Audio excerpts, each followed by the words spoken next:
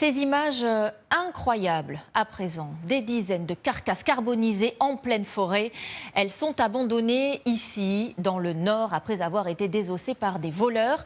Des dépanneurs sont réquisitionnés pour le retirer, mais leurs interventions souvent sont compliquées et même très risquées, comme nous le montrent Manon Debu et Thierry Chartier à Écopont. Ça, c'est tous les véhicules utilitaires. Il y en a d'autres, mais déjà ici, il y en a pas mal. Il y en a une dizaine. Voilà sur quoi vous auriez pu tomber en vous promenant sur ce chemin. Des carcasses de fourgons calcinés qui auraient pu embraser toute la forêt. D'ailleurs, il n'y a plus de moteur, il n'y a plus de train arrière. Là, il a été dépouillé complètement, celui-là. Ces camionnettes de société ont été volées, puis amenées ici à l'abri des regards pour être méthodiquement désossées. Il se relève, il le cale, et seulement après, il procède au démontage pour faire tomber la mécanique. Si on recherche un moteur dans une casse automobile, dans les règles, c'est 3 000 euros. Depuis 6 mois, ces épaves se multiplient dans le bois. Certaines ont même été jetées en bas de ce terri. Il y en a 2, 3 qui arrivent par semaine, peut-être voire plus. Réquisitionné par les forces de l'ordre, Jean-Marc est le seul dépanneur à accepter de s'aventurer jusqu'ici. Pas étonnant, l'exercice est périlleux. On va accrocher la voiture pour pouvoir la sortir, la remonter à la surface. C'est bon!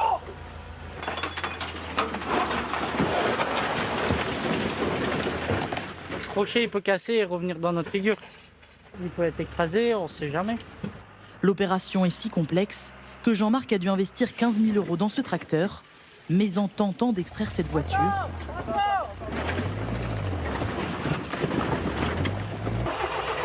il tombe en panne. Là, il faut qu'on se débloque avant de 16h, 16h30 avant qu'il fasse noir. Si j'ai personne, le tracteur il dort pas là. S'il dort là, je suis obligé de dormir là parce que demain il brûlait le tracteur. Au même moment, un incendie se déclare. Nous avons le temps d'apercevoir 2 individus en noir repartir précipitamment. Sont-ils liés au trafic de voitures volées? Une enquête ouverte par le parquet de Valenciennes cherche à le déterminer. Seule certitude, les dépanneurs ne sont pas les bienvenus. Voilà ce qui nous bloque. Régulièrement, des arbres abattus au milieu des chemins leur barrent le passage. À moins que la mairie nous donnerait l'autorisation de couper les arbres, on a tout le matériel pour. Là on pourrait, mais ça prend encore du travail. Du temps, du danger. Le secteur devenu hostile, les policiers ne sont donc jamais loin, prêts à intervenir. Ça va. Faudra mettre quelqu'un, laissez pas vos camions. Hein. Fais gaffe, parce qu'il faut que les 2 camions ils prennent feu.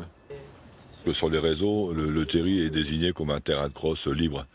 Donc on a des gens qui viennent avec des véhicules, des fourgons, avec 3-4 motocross, ça vient de la métropole lilloise, et ils pensent qu'on peut circuler librement sur le terri.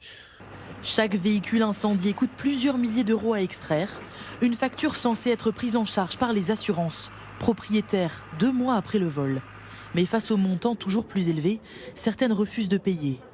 Celle-ci offre seulement 180 €, un coût dérisoire comparé à l'investissement nécessaire. Et nous, dans ce cas-là, on devient victime aussi, parce qu'on se trouve avec des véhicules calcinés qui nous prend énormément de place.